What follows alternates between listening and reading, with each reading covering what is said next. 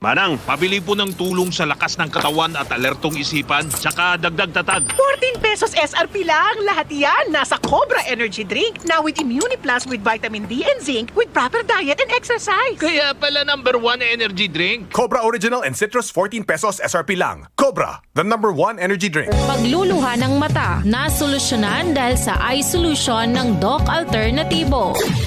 Eye solution po, maganda po pagka medyo nararamdaman ko na parang minumuta yung mata ko, tapos medyo nagluluha. Nilalagyan ko lang po nun, umaayos na po yung pakiramdam ng mata. Ito po, nandito po ako ngayon para magpasalamat sa lahat-lahat. Ako po si Leona Rodriguez, 59 years old na po ako, taga Poblacion Santa Elena, Camarines Norte. Pruweba sa kaebektibo ng Eye Solution ng Doc Alternativo. Ang Eye Solution exclusive na mabibili sa Doc Alternativo branch. Ang Doc Alternativo Center sa Sorsogon Branch, Rizal Street, Barangay Piot, Sorsogon City, in front of Emilianum College, sa Legazpi Branch, Zone 19, Rizal Avenue, 2nd floor, Paxson Building, Barangay Cabangan, Legazpi City. Bukas alas 9 ng umaga hanggang alas 5 ng hapon. Doc Alternativo para sa herbal at natural na lunas. Bicol Target. Back to APEC na kita, no? Sige, nag-trip off lang. Sige, diretso kita kan mga istorya pa. Aramong taan, bit-bit na informasyon yan sa luwas. Nasa linya, Ants Galero in the house. Ants, good afternoon. Good afternoon, Sir Pio. Good afternoon sa mga parantabay. Sa mga dagdag man yatong bareta, madali na umabot sa 4 milyon ang bilang kan mga Bicolano na nakapagrehistro na sa Philippine ID System of PhilSys.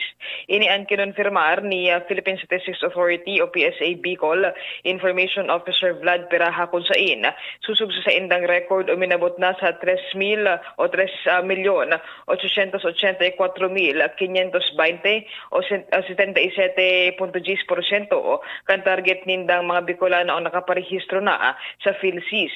Kadaklan kan mga nagparehistro gikan sa probinsya kan Camarines Sur, asin man probinsya kan Albay sigun sa nasambitan ng opisyal. Dakol naman daw sigun sa inda ang nakaresibi na kan mismong ID alagad, dakol pa ang dahil nakakakuha ka na nasambitan ng ID kun kaya pasensya asin diit na paghalat ang pigahagad ngunyan kan sa indang opisina para sa mga dai pakainisag kun sa ngunyan nakakakuha. Mientras na sinabi man ni Peraha na sa ngunyan padagos ang pag-enganyar rin sa publiko na aprobitsaran na mga pigkaraag nindang mga station kayo, registration centers kayo ni sa manlain na mga malls sa mga barangay tangan na makapagparehistro na sa nasambitan ng Philippine ID system. Adi, sige manggiraray, massive, ano? So sa indang pag on the ground na, sige na, parehistro na, proseso na. Yes po, Sir Pio. And paglinaw man pala, Sir Pio, kan PSA na libre ini. Iyo, libre. Yan. Day magpadara sa mga information man nalit sa PSA at Galero, DCGB. Sige, thank you so much Tabian sa halad dyan sa Philippine Statistics Authority. Yan, sige na parehistro na kamo. Basta susako, okay na, naresibi ko na. Kang Nobyembre pa. Nagpa-kon ako dyonin. Kung gaya dito, September, nagparehistro ako. Ano nga papapiyo? Astrodome ta nagakandigdi. Ano niya ako pahit. Baba ako duman sa boarding house yon. Retrato, gabos. Muna ko kan Nobyembre yaon. Si Pading Jimmy dagiton sa ko. Tas ako ya nga alo yon, falsifikado ngayon sa imong ID nga nali sa PSA.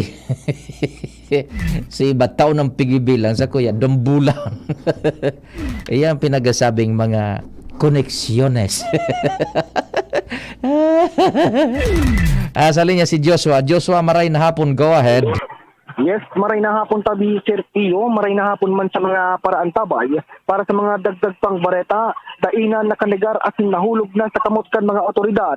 Si Certain Renante Maglente I Amaro alias Nong, 37 anyos kan Barangay Poblacion Baleno Masbate. Kasabay ini sa listahan kan Regional Recalibrated Priority Database on Illegal Drugs kan Police Regional Office 5. Arestado ang suspect sa ikinasar na entrapment operation na inilansar kan puwersa kan mga otoridad kasuhapon petsa 5 kaining Hunyo. Susub sa impormasyon na ipanalawas kan PRO 5, nainot na nakumpeskar sa suspect ang sarong heat-sealed transparent sachet na may laog na pinagtutubudang shabu. Mientras tanto, sa pagpapadagos kan operasyon. Digdi na nasamsam sa suspect ang 12 gramos panin pinagtutubudang shabu na nagkakantidad min 81,600 pesos. Ngunyan, ang suspect maghahampang sa kasong pagbalgar, Section 5 as in Section 11 kan Republic Act 9165 o Uncomprehensive Dangerous Drugs Act of 2002. Sa ibong nalado, sa mensaheng binutasan man ni PRO 5 Regional Director Police Brigadier General Mario Reyes, lauman pa ang siring ng mga operasyon sa masunod pang mga aldaw dahil ang tasinda dahil man mapuknat sa kampanya kontra droga. Dagdag pa kaini na ang PNP Bicol makusog o masarig na ipapautob ang mga operasyon kontra sa illegal na droga sa bilog na rehiyon Bicol. Pampira ini sa sa target kan PNP over. Dahil pinagurambitan tabi Sir Pio, susog sa ipinalos na informasyon pero kasabay ini sa listahan kana Regional Recalibrated Priority Database kana illegal drugs kan PRO 5. High value target siya over. Roger Sir Pio, high value individual tabi ni Sir Pio. Kopya sige.